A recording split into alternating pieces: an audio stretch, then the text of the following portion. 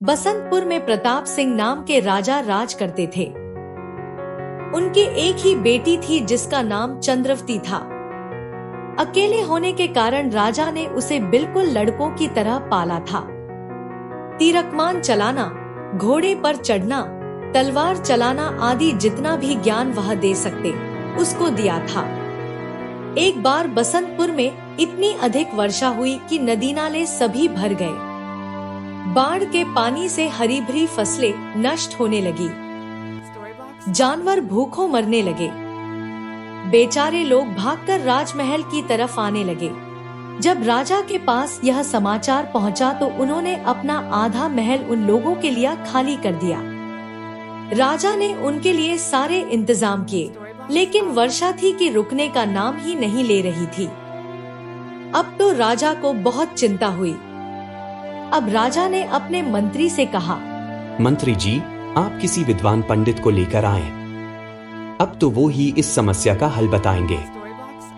मंत्री ने प्रजा से पूछा तो एक बूढ़े आदमी ने बताया कि पूरब दिशा में एक विद्वान साधु रहते हैं, वो ही कुछ उपाय बता सकते हैं। बूढ़े की बात सुनकर मंत्री जी उस साधु की खोज में पूरब दिशा की ओर चल दिए। कई मील का सफर करके मंत्री जी उस साधु के पास पहुँचे। मंत्री ने साधु को प्रणाम किया और अपनी समस्या बताई। साधु मंत्री जी के साथ राजमहल की ओर निकल लिए। राजमहल पहुँचने पर राजा ने उन्हें सारा हाल बताया। साधु ने राजा से कहा, राजन, लगता है आपकी प्रजा ने अपने देश के प्रति, अपनी मेहनत के प्रति और ईश्वर के प्रति विश्वास खो दिया है। आप सब लोग बिना कोई उपाय मेहनत करे खाली बैठ गए, इसलिए आपको यह संकट बड़ा दिख रहा है। महाराज, पूरब दिशा की ओर शमशेर सिंह का राज्य है। उनके यहाँ भी सूखा पड़ा था, लेकिन वहाँ की प्रजा ने मिलजुल कर वहाँ कुएं खोदे, तालाब बनाए। अब राजा को अपनी गलती महसूस हुई। वहाँ की प्रजा भी निठल्लों की तरह राजमहल में रहने लगी थी। एक दिन स्वर्ण सिंह नामक नागरिक राजा के पास आया। उसने राजा से कहा कि ऐसे निठल्लेपन से सूखा दूर नहीं होगा। यदि सब लोग मिलजुल कर कुएं खोदें, तालाब बनाएं, तभी कुछ हो सकता है। जब लोगों को अपनी गलती मालूम पड़ी तो वो अपने फावड़े लेकर निकल लिए। बस फिर क्या था, जगह जगह कुएं खुदने लगे, तालाब बनने लगे। एक दिन स्वर्ण सिंह नदी के ऊपर प्रजा के साथ बांध बनवा रहा था तो एक बड़ा पत्थर उसके ऊपर आकर गिर गया और उसका अंत हो गया। राजा ने राजमहल में उसकी समाधि बनवा दी। कुछ दिनों बाद समाधि के पास ही एक पेड़ निकल आया और उसमें एक चमकदार फल निकल आया और उसके बाद उनकी प्रजा को कोई कष्ट नहीं आया। यदि वह फल यहाँ लाकर यहाँ लगा दिया जाए और लोगों में विश्वास पैदा किया जाए तो यहाँ भी सब उसी प्रकार सुखी हो जाएंगे। पर उस फल को लाना मुश्किल है। जो वहां जाता है वापस नहीं लौटता। साधु की बातों से राजा के मन में विश्वास जागा। साधु के जाने के बाद राजा ने मंत्री से कहा, मंत्री जी, आप तो सचमुच साहसी हैं। मुझे विश्वास है कि आप उस फल को अवश्य ला सकेंगे। मंत्री जी ने बहाने बनाकर सेनापति को उस कार्य के योग्य बतलाया। इस प्रकार सभी दरबारियों ने जिम्मेदारी टालनी चाहिए। राजा निराश हो गए। यह देखकर राजकुमारी चंद्रावती स्वयं उठी और बोली, पिताजी, मैं स्वयं उस फल को लाने की पूरी कोशिश करूंगी। रात हुई। सारी प्रजा गहरी नींद में सोई हुई थी। तभी राजकुमारी चंद्रावती चुपचाप उठी। उसने एक सुंदर राजकुमार का वेश धरा और अस्त्र शस्त्र लेकर पिता को प्रणाम कर राजमहल के बाहर निकल गई। घोड़ा दौड़ाते दौड़ाते सुबह हो गई। अब राजकुमारी एक जगह पर पहुंची जहां सामने एक कुटिया थी। पास ही पेड़ पर एक पिंजरे में एक तोता टंगा था। उसको देखते ही वह तोता मनुष्यों की भाषा में बोलने लगा, सुंदर राजकुमार, तुम्हारा स्वागत है। भी कुटिया का दरवाजा खुला और एक साधु बाहर आए। यह वही साधु थे जो राजमहल आए थे। राजकुमारी ने साधु को झुककर उन्हें प्रणाम किया। साधु बोले, बेटी, तुम्हारा इतना साहस देखकर मैं बहुत प्रसन्न हूँ। तुम जैसे साहसी ही सफल होते हैं। बेटी, तुम चंद्रावती से चंद्र कुमार नाम रख लो। अपने साथ यह तोता भी ले जाओ, यह तुम्हारी सहायता करेगा। फिर साधु ने अपनी कुटिया से कुछ घास लाकर घोड़े को खिला दी। घास खिलाते ही घोड़े की पीठ पर 2 छोटे छोटे पंख निकल आए।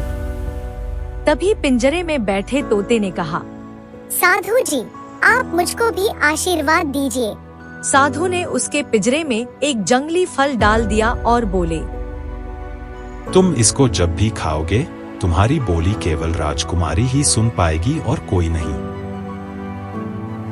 राजकुमारी तोते को लेकर घोड़े पर बैठ गई। बैठते ही घोड़ा हवा से बातें करने लगा। कुछ ही देर में वे लोग एक बहुत सुंदर देश में पहुंच गए। वहां चारों तरफ हरियाली ही हरियाली थी। तभी उसे एक सुंदर महल दिखाई दिया। राजकुमारी महल के द्वार के पास पहुंच गई और बोली, मैं वसंतपुर का राजकुमार चंद्रकुमार हूँ। मुझे महाराज से मिलना है। द्वारपाल संदेश लेकर राजा के पास चला गया और बुलावा आया। राजा शमशेर सिंह राजकुमार का वेश धरे राजकुमारी चंद्रावती को देखते ही रह गए।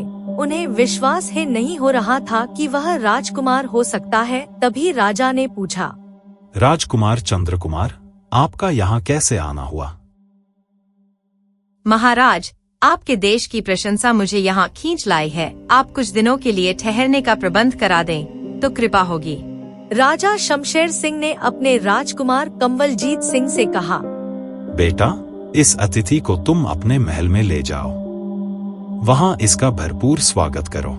राजकुमार कंवलजीत सिंह भी राजकुमारी का असली रूप न पहचान पाया। उसने उसे राजकुमार समझा और बड़े उत्साह सारा नगर दिखाया।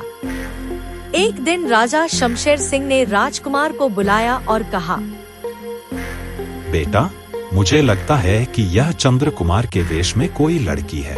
नहीं पिताजी, मैं बराबर साथ रहता हूँ। किसी भी बात से मुझे नहीं लगा कि यह लड़की है। घोड़ा इतना तेज चलाता है, तलवार के पैतरों का कहना ही क्या, तीरों का निशाना इतना तेज है कि बस एक परीक्षा लेकर देखो, उससे ज्ञात हो जाएगा। कल तुम लोग जब भोजन करना, उसी समय एक बर्तन दूध उबलने के लिए चढ़ा दिया जाएगा। यदि लड़की होगी तो दूध उबलने पर अवश्य बोल उठेगी। राजकुमार ने बात मान ली। तोता दोनों की बातें सुन रहा था। चंद्रावती को उसने सब बता दिया। जब दोनों भोजन करने बैठे तो बर्तन में दूध चढ़ा दिया गया था। राजकुमारी समझ गई। वह चुपचाप खाना खाती रही और दूध उबला और गिरता रहा, लेकिन राजकुमारी चुप रही। अब राजा और राजकुमार को विश्वास हो गया कि वह राजकुमार ही है। जब राजकुमारी अपने कमरे में सोने गई तो तोता बोला, हमें आज ही रात को वह फल तोड़कर भागना होगा, नहीं तो हम पकड़े जाएंगे। रात को 2 बजे राजकुमारी उठी।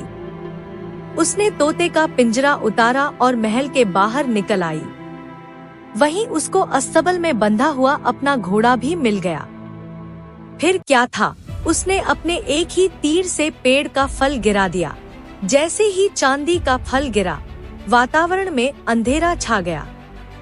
राजकुमारी चंद्रावती को एहसास हो गया कि कुछ बुरा होने वाला है।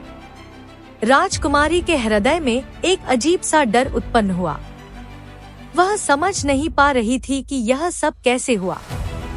तभी न जाने कहां से एक विशाल शरीर वाला राक्षसा खड़ा हुआ और राजकुमारी को बंदी बना लिया। यह वही जादूगर था जो बहुत समय पहले इस फल को अपने बुरे इरादे को पूरा करने के लिए पाना चाहता था, लेकिन वह इस फल को छू नहीं सकता था। अगर वह इसे छूता तो जल जाता, इसलिए उसने राजकुमारी तो फल समेत बंदी बना लिया। अब तक राजा शमशेर सिंह और राजकुमार भी वहां पहुंच चुके थे। तोते ने उन्हें सारा मामला समझाया। अब सब मिलकर राक्षस का सामना करने लगे, लेकिन हर बार राक्षस की शक्ति दोगुनी होती जाती।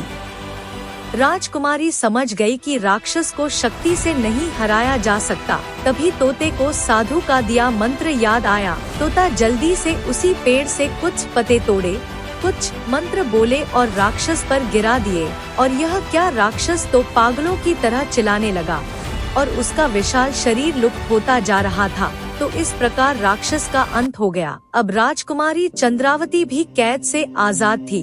उसने राजा शमशेर सिंह से माफी मांगी और बताया कि उसने ऐसे क्यों किया।